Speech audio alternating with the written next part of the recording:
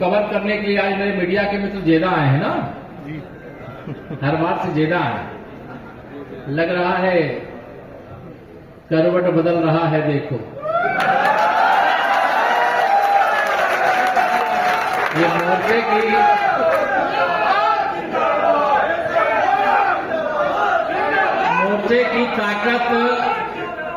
मोर्चे की ताकत 2027 का संदेश है। तैयार होना तो 2027 के लिए। देखकर कुछ लोग हाथ उठा रहे हैं, कुछ लोग नहीं उठा रहे हैं। तैयार होना।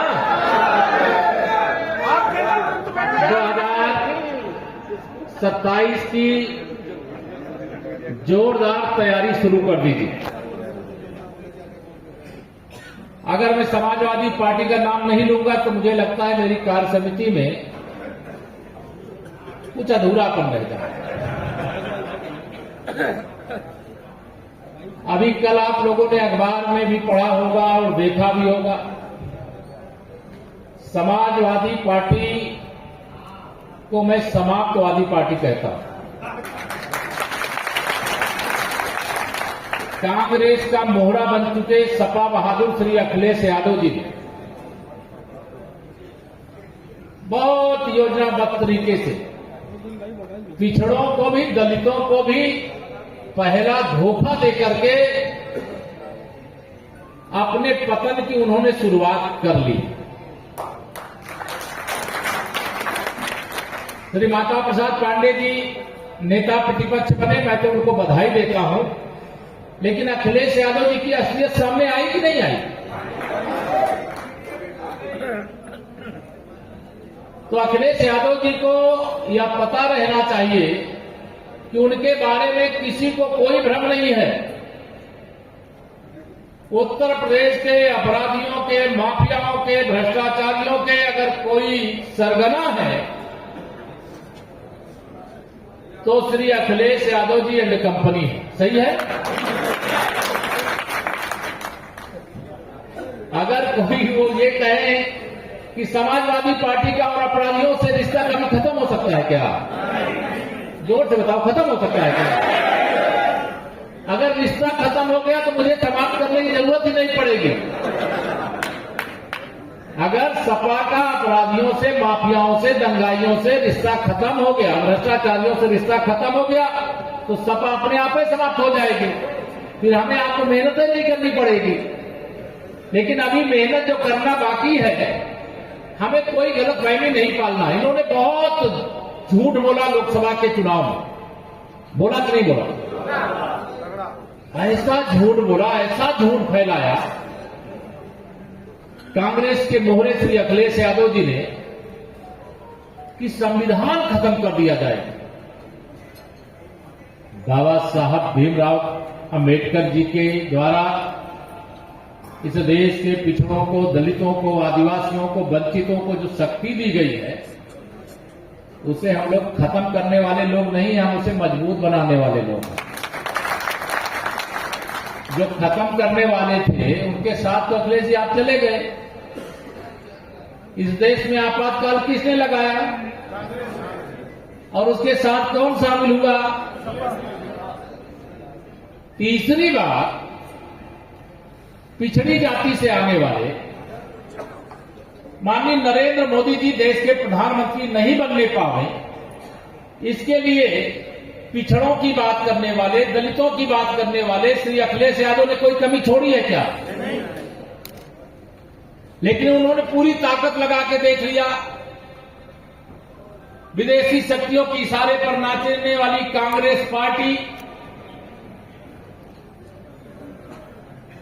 जो चाहती है वह श्री अखिलेश यादव जी से बुलवाती है। लेकिन सबके बाद भी मैं उत्तर प्रदेश की जनता को भी धन्यवाद देता हूं। हमारा तो मानना है कि उत्तर प्रदेश में 70 से अधिक लोकसभा और 300 से अधिक विधानसभा पे भारतीय जनता पार्टी का झूठ बोल करके हमारे लोगों को गुमराह किया, अफवाह फैला। लेकिन असलियत सामने आने में देर नहीं लगती। और असलियत इनकी सामने आना शुरू हो गई। श्री राहुल गांधी जी की गरीबों के हमदर्द, देश के लिए दिन रात परिश्रम करने वाले, गरीबों के जीवन को खुशहाल बनाने वाले माननीय नरेंद्र मोदी जी से उनकी तुलना हो सकती है क्या? अब पूरी ताकत लगाएगी कांग्रेस तो 99 पे जाकर करके। भारतीय जनता पार्टी अकेले 240 सांसद जिता करके लाई। कितने? देखिए, हमको और अधिक खुशी होती अगर हम 272 प्लस होते। इसका मलाल हमें भी है, मुझे लगता है आप सब लोगों को भी है कि नहीं है? मोदी जी को हिंदुस्तान कमजोर देखना नहीं चाहता। देश का पिछड़ा वर्ग तो, अनुसूचित वर्ग, आदिवासी वर्ग तो किसी भी कीमत पर मोदी जी को कमजोर नहीं देखना चाहता। बताओ सही है कि नहीं? लेकिन इस बार हम लोग चूक गए, लेकिन अब फिर कभी नहीं चूकेंगे। तैयार होना इसके लिए? भारतीय जनता पार्टी ही वर्तमान है, भारतीय जनता पार्टी ही भविष्य है। भारतीय जनता पार्टी सबका साथ, सबका विकास करती, सबको सम्मान देती है। अन्यथा न तो केशव प्रसाद मौर्य उप मुख्यमंत्री के रूप में यहां पर आपके बीच में होता, और न नरेंद्र कश्यप जी ओबीसी मोर्चे के प्रदेश अध्यक्ष और प्रदेश सरकार के मंत्री, दोनों जिम्मेदारियां हैं कि नहीं है? तो आज ओबीसी वर्ग का जो इतना जबरदस्त प्रतिनिधित्व मिल रहा है, अगर यह प्रतिनिधित्व जब समाजवादी पार्टी उत्तर प्रदेश के अंदर हैसियत में थी उस समय देती, तो क्या भारतीय जनता पार्टी सपा की सरकार रहते हुए 73 लोकसभा सीटें 2014 में जीत पाती क्या? अगर इन्होंने पिछड़ों का हक 2012 से 2017 के बीच में दिया होता, तो क्या 2017 में हम अपने गठबंधन के साथियों के साथ 325 विधायक जिता पाते क्या? 2014, 2017, 2019, 2022 जीत का चौका लगा चुके हो, और 5वीं जीत भी ठीक है, थोड़ी सीटें झूठ बोल करके, गुमराह करके, इसलिए ये दल ले गए क्योंकि हम लोगों ने जो मेहनत करनी चाहिए थी, अति आत्मविश्वास में कई बार हम फंसे हैं, ये मैं मानता हूं, लेकिन हमें यह सदा ध्यान में रखना चाहिए, चुनाव सदा पार्टी लड़ती है और पार्टी ही जीतती है। 2014 में सरकार थी क्या भाजपा की? बताओ, थी क्या? जीते थे कि नहीं जीते? 2017 में सरकार थी क्या? जीते थे कि नहीं जीते थे? लेकिन जब सरकार नहीं थी तब जीते, और जब सरकार आ गई तो थोड़ा सोचेंगे अब तो हम सरकार के बल पे चुनाव नहीं जीता जाता, पार्टी ही लड़ती है, पार्टी ही जीतती है।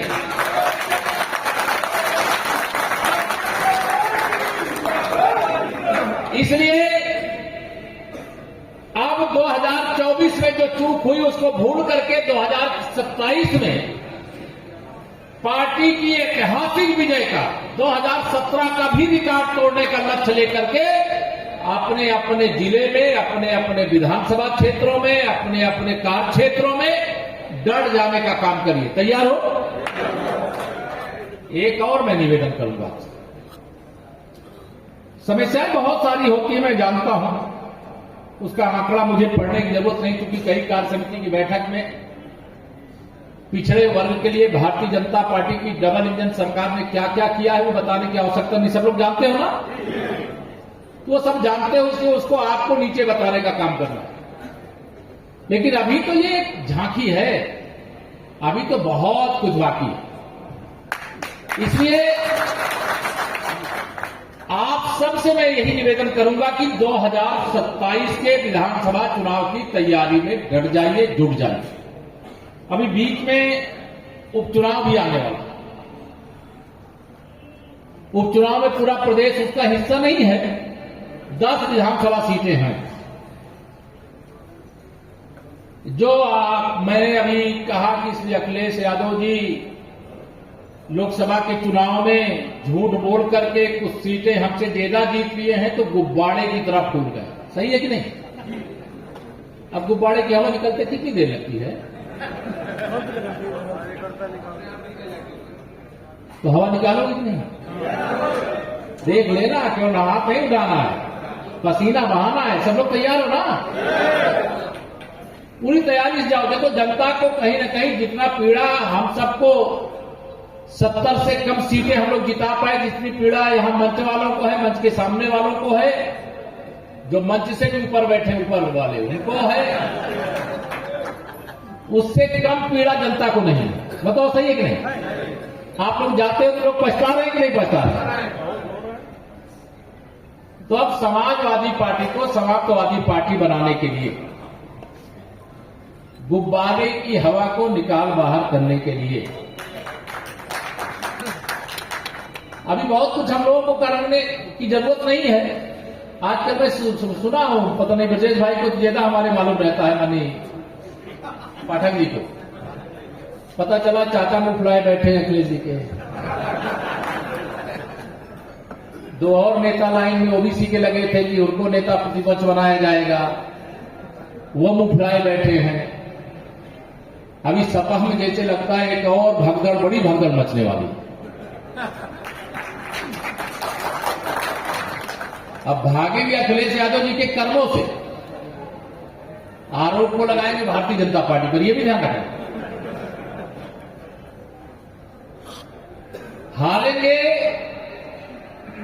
समाजवादी पार्टी के लोग तो अपने कारनामों के कारण, लेकिन आरोप लगाएंगे भारतीय जनता पार्टी। लेकिन हम सब कार्यकर्ता मित्रों को मैं यही निवेदन करूंगा, कार्य समिति में जो प्रस्ताव आया है, जो विषय आए हैं, केवल भाषण सुनना, ताली बजाना और वो मतलब बहुत आप अभिनंदन कर दें मेरा या मंच में जो बैठे हैं, उतना ही हमारा लक्ष्य नहीं। हमारा लक्ष्य बहुत बड़ा है। भारत को दुनिया में नंबर 1 बनाना है कि नहीं बनाना? मोदी जी ने कहा है विश्व में भारत को नंबर 1 बनाना है, और भारत के पास नंबर 1 बनने की ताकत है। समाज और सरकार दोनों एक दूसरे के पूरक हैं। जैसे कोई रथ हो, उसमें एक पहिया हो तो क्या रथ चल सकता है क्या? लेकिन अगर रथ में दोनों पहिए लगे होंगे, संगठन और सरकार दोनों मिलकर के, और स्पीड से हम लोग आगे बढ़ जाएंगे। आजकल ये सब हमारे मीडिया के मित्र बड़ा फोकस किए रहते, केशव जी क्या बोला था,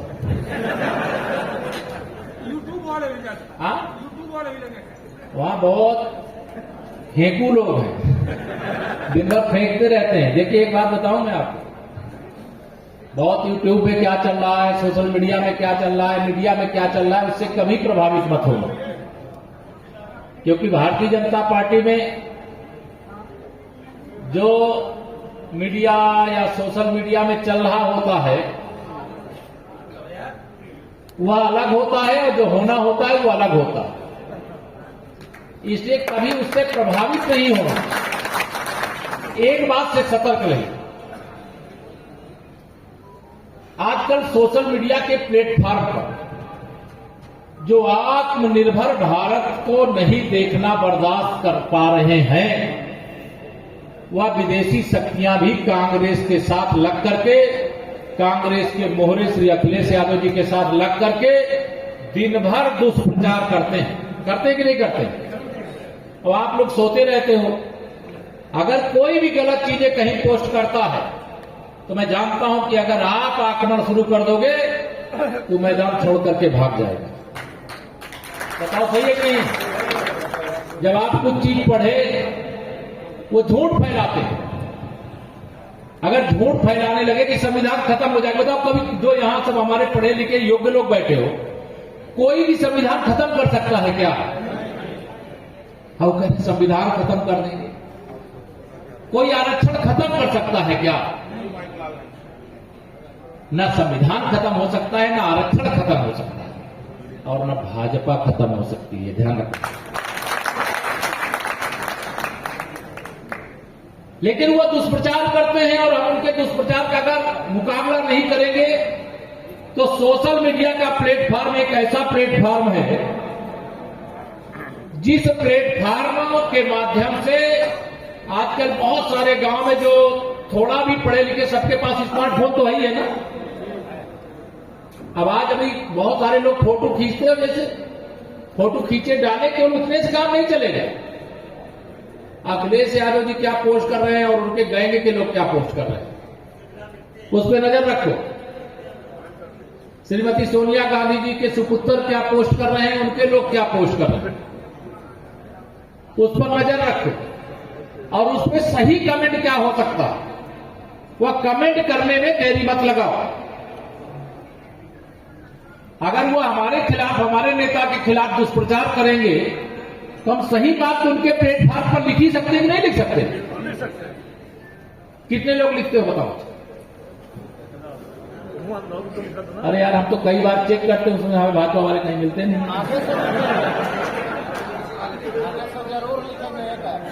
आगे मोर्चे वाले लिखते हैं ना। देखिए विनोद जी आप लोगों को बचाव कर रहे हैं, कह रहे हैं आगे जरूर लगेंगे, अभी तक नहीं लिखते थे। हमें सदा ध्यान रखना है, हमें भाषा की मर्यादा का ख्याल रखना है, ध्यान रखना है इस बात। हम कभी भी गलत शब्दों का प्रयोग नहीं करेंगे, लेकिन जो सही बात है वह बात जरूर कहेंगे। अगर इनके कारनामे खराब नहीं होते देश में, अगर कांग्रेस की अगुवाई वाली सरकारों के, तो क्या मोदी जी के नेतृत्व में देश में भारतीय जनता पार्टी की सरकार बनती क्या? अगर समाजवादी पार्टी ने ईमानदारी से प्रदेश की सेवा की होती तो क्या भारतीय जनता पार्टी को इतने प्रचंड बहुमत के साथ अवसर मिलता क्या? इन्होंने अच्छा नहीं किया, इसलिए जनता ने हमें आशीर्वाद दिया, अवसर दिया। इस बार केवल झूठ के सहारे उन्होंने विजय प्राप्त की है, परिश्रम के सहारे विजय प्राप्त नहीं की है, नीतियों के सहारे विजय प्राप्त नहीं की, गरीबों के कल्याण के मुद्दे पर विजय प्राप्त नहीं की है, पिछड़ों के हितों के लिए बिना भेदभाव के काम उन लोगों ने कभी नहीं किया। अब आप सब जानते हो, जैसे ही श्री अखिलेश यादव जी को कोई मौका मिलता है तो सीधे